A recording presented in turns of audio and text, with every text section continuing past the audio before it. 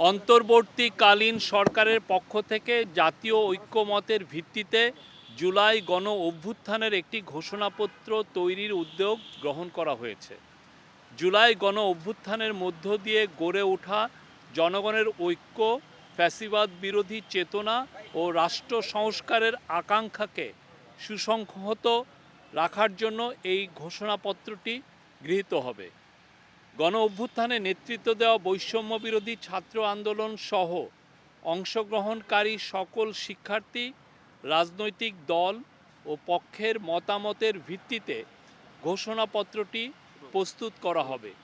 এতে জুলাই গণ অভ্যুত্থানের পরিপ্রেক্ষিত, ঐক্যের ভিত্তি ও জনগণের অভিপ্রায় ব্যক্ত হবে। আমরা আশা করছি সকলের অংশগ্রহণের মাধ্যমে কিছুদিনের মধ্যে সর্বসম্মতিক্রমে এ ঘোষণাপত্র প্রস্তুত করা হবে এবং জাতির সামনে উপস্থাপন করা হবে।